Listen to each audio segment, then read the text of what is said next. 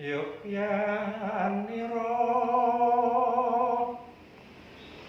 kang para prajurit lamun bisa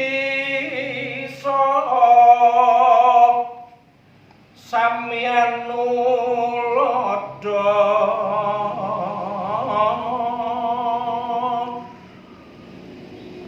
tueng nguni caritane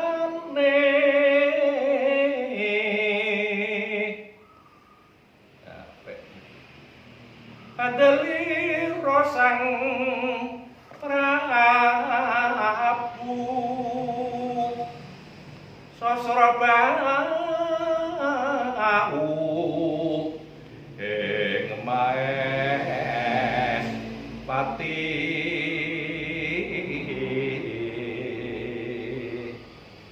aran Patih Swanda lelabuhan nipun kang kinelung triprakara gunakaya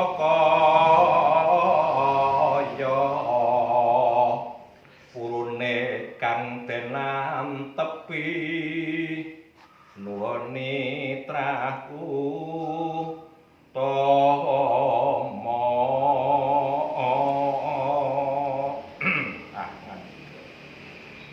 Assalamualaikum warahmatullahi wabarakatuh. Salam budaya.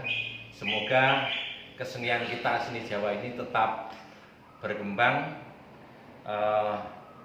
melaju sesuai atau tetap berdampingan dengan lajunya roda-roda perkembangan zaman pada saat ini, zaman milenium atau zaman milenial.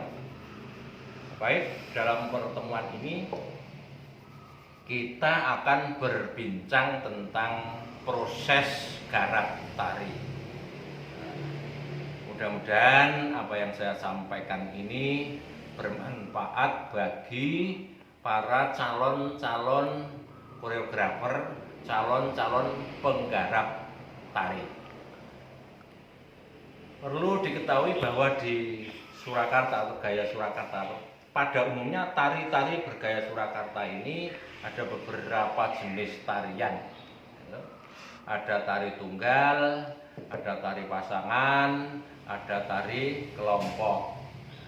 Itu pun masih dibagi banyak. Tari tunggal putra gagah, tari tunggal putra alus, tari putri, tari berpasangan lawan jenis, tari berpasangan sesama jenis. Itu kalau dibedakan jenis-jenisnya. Ada juga dari masing-masing tarian ini mempunyai tema tersendiri. Tari tunggal yang bertemakan heroik atau kepahlawanan, kemudian ada tari berpasangan yang bertemakan erotis atau percintaan atau kasmaran, ada juga yang heroik, sama seperti tadi yang tari tunggal juga ada heroik, ada kasmaran. Kemudian yang tari kelompoknya itu ada yang tari kelompok bertema, ada tari kelompok bercerita. Tari kelompok bertema dan tari kelompok bercerita, dan ada juga tari kelompok non tema. Dan kali ini kita akan berbincang tentang garap tari. Dari yang sederhana saja, bahwa tarian itu juga merupakan salah satu sarana untuk komunikasi. Sekali lagi saya sampaikan bahwa sebuah tarian ini merupakan sarana untuk komunikasi, yaitu komunikasinya seorang seniman pencipta kepada penonton atau pengamat atau pemirsa. Namun demikian, dalam komunikasi atau proses komunikasi kesenian ini tidak sama dengan proses komunikasi bahasa verbal. Kalau komunikasi dengan bahasa ini jelas tafsirnya satu. tidak boleh dalam komunikasi verbal komunikasinya ganda. Misalnya ada pertanyaan, apakah kamu sudah makan? Ya jawabnya satu, sudah atau belum. Jawabnya dua, sudah atau belum, itu saja. Tidak ganda. Yang satu menjawab sudah, yang satu menjawab belum, yang satunya baru pergi, yang satunya lagi sedang duduk. Nah, jawabnya tidak ganda seperti itu. Namun kalau di dunia kesenian ini dimungkinkan tafsir itu ganda. Dimungkinkan tafsir itu ganda. Artinya masing-masing orang berbeda. Masing-masing orang menangkap dari proses komunikasi kesenian ini berbeda. Nah, begitu, berbeda. Jadi ini yang dinamakan tafsir ganda. Nah, kemudian perbedaan itu apa? Mengapa menjadi sebuah tafsir yang berbeda ganda?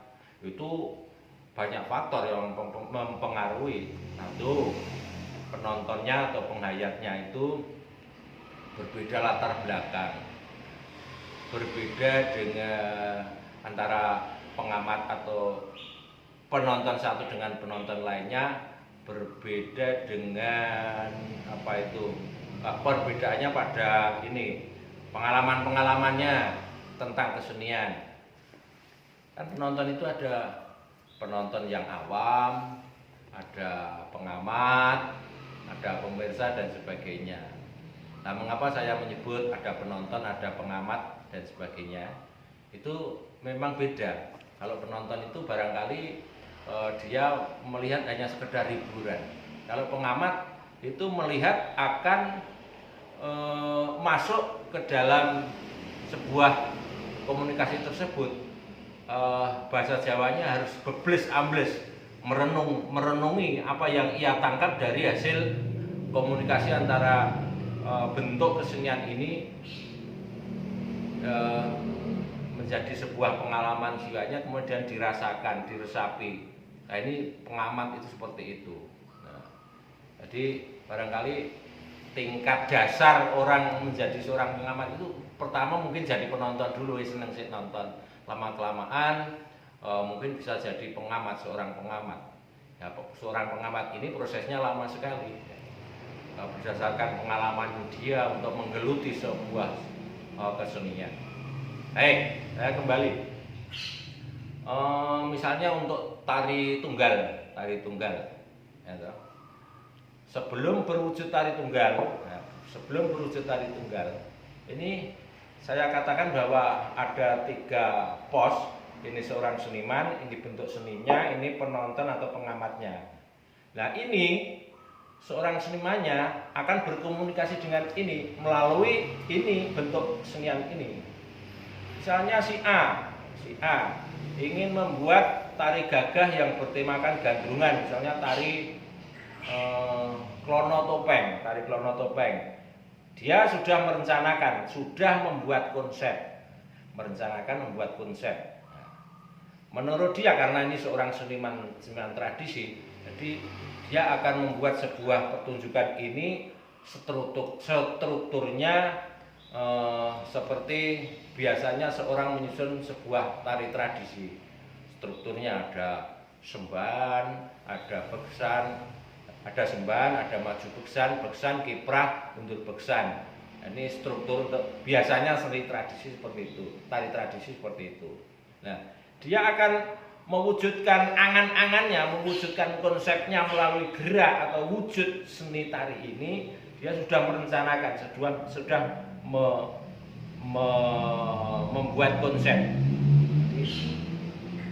Ketika dia berproses ingin menuangkan ide-ide gagasan, ingin menuangkan pengalaman-pengalaman jiwanya, ya, pengalaman jiwa itu banyak faktornya. Dia sering melihat pengalaman jiwa, merupakan pengalaman jiwa itu bisa berbentuk angan-angan, bisa berbentuk motivasi hasil dia mengamati sesuatu, bisa begitu. Jadi dia sudah membuat konsep akan diwujudkan ini. Nah, bagi seorang seniman sebetulnya konsep ini sangat penting sekali, sangat perlu sekali. Kalau konsepnya matang, nanti wujudnya ini akan mudah. Konsepnya matang, ini prosesnya akan mudah. Karena seni tari, wujud seni tari ini tidak bisa berdiri sendiri.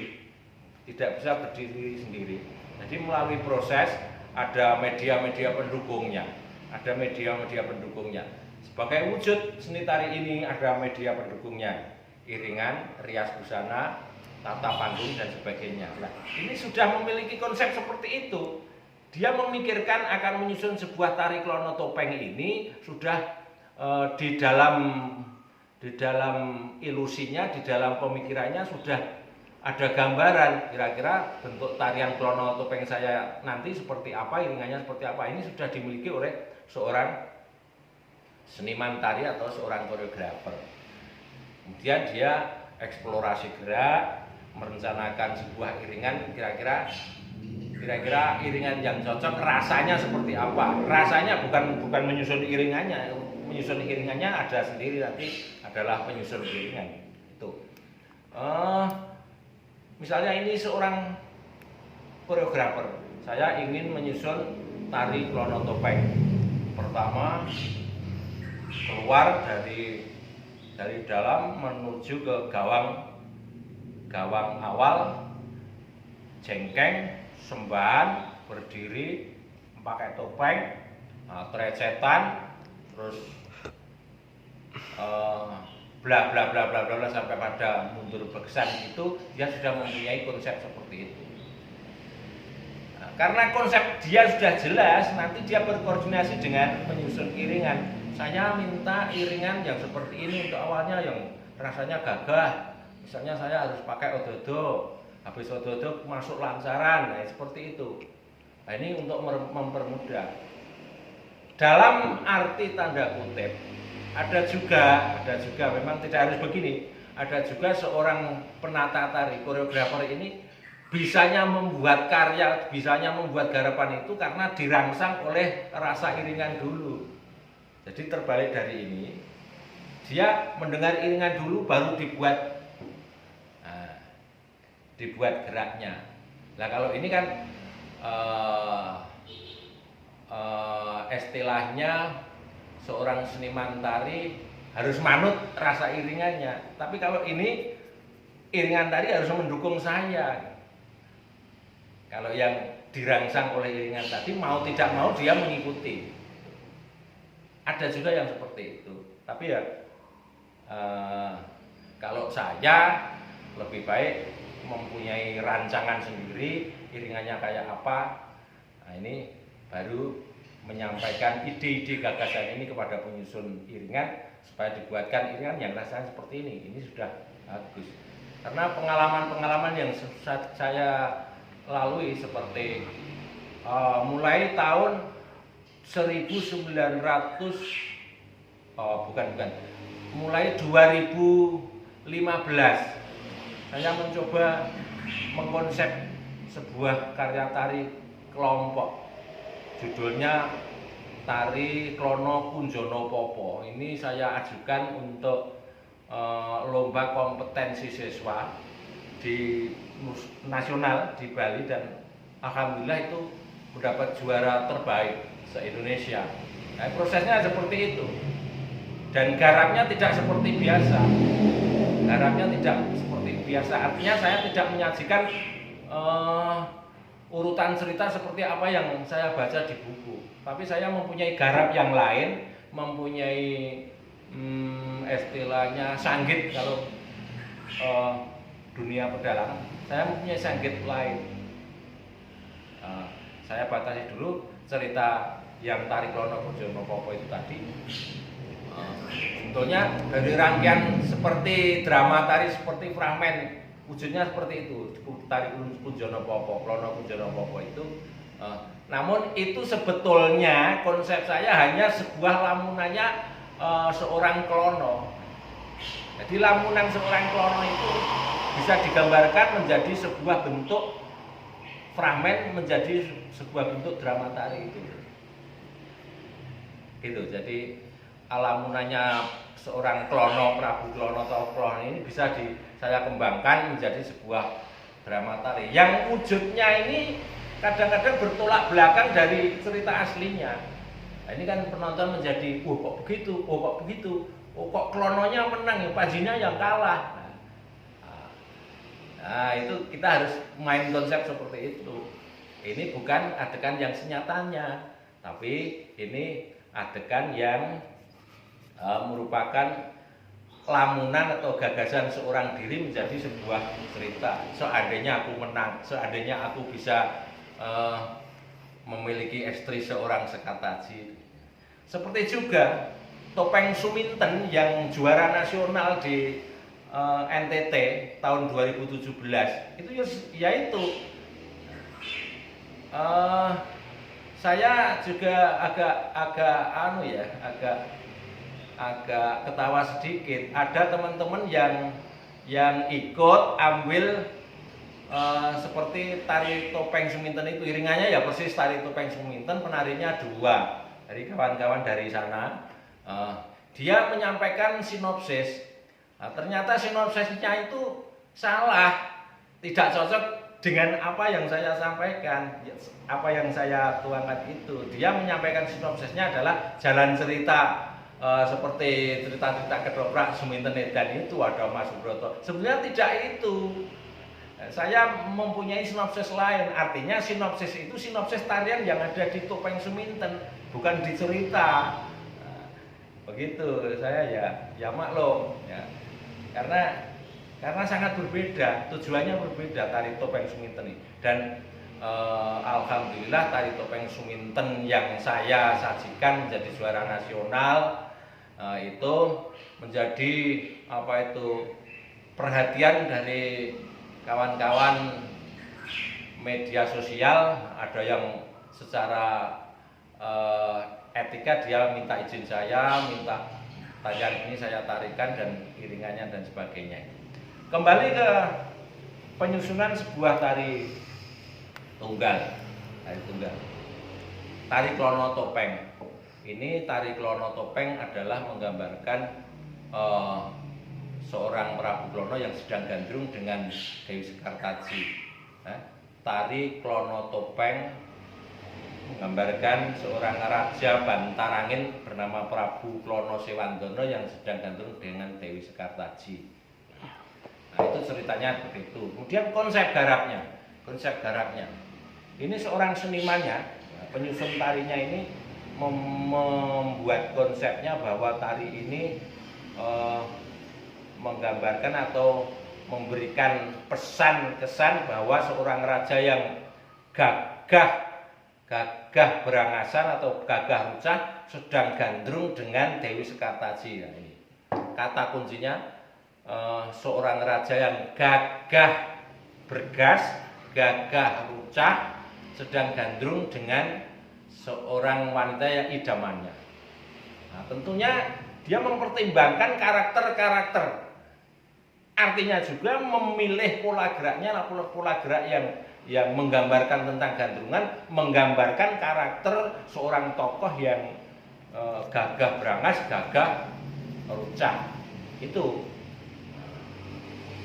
harus pemilihan geraknya seperti itu, teknik penyusunannya. Ingat ya, tidak sama dengan tokoh yang lain. Jadi sama-sama struktur tarinya seperti itu, ada kiperan, ada sembahan dan sebagainya. Antara tari Klono dengan tari Gatotkaca ini berbeda karakter. Artinya jika akan mempelajari sebuah tarian yang berkarakter ini harus tahu betul makna tari itu apa, tujuannya tari itu apa, dan karakternya tokoh yang dibawakan itu seperti apa. Gitu. Jadi tidak hanya serta-merta hafal dengan pola gerak atau susunan gerak tari A, tari B. Harus di dalam menyajikan sebuah tarian yang jenis tokoh atau jenis karakter ini harus bisa mengekspresikan sesuai dengan tujuan seorang senimannya itu. Jadi harus bisa mengekspresikan. Nanti jika saudara-saudara atau jika calon-calon penari ini akan menyajikan sebuah tarian, paling tidak kamu harus tahu ceritanya seperti apa, konsep yang akan ditampilkan melalui gerak-gerak ini tadi seperti apa. Saya dapat tari Klono Topeng, saya dapat tari Gatotkaca Gandrung. Ini sama-sama sabetannya beda. Sama-sama sabetannya beda. Sama polanya, tapi karakter atau penyampaian atau ekspresinya berbeda. Satu contoh misalnya, ada Klono sabetannya, saya dengan duduk gitu. Ini set, la, buat, buat blek. Ini yang Klono. Mungkin Gatotkaca akan berbeda. Ini polatan pandangannya ini harus antep. Buat, lot, alon, des, let. Ini bisa dilihat dari ini apa itu pola-pola gerak dan ekspresi wajahnya. Semoga apa yang saya sampaikan ini bermanfaat. Tidak hanya tari tunggal, tari pasangan seperti itu juga. Pasangan banyak, ada Minak Jinggorong Kolawe, ada tari Sancoyo Kusumo Wicitra, ada Handoko Bugis, ada Bugis Kembar, ada Bambangan Cakil, yang masing-masing mempunyai karakter sendiri-sendiri. Coba ini kalau saudara-saudara akan menyajikan sebuah tari, pahami itu dulu.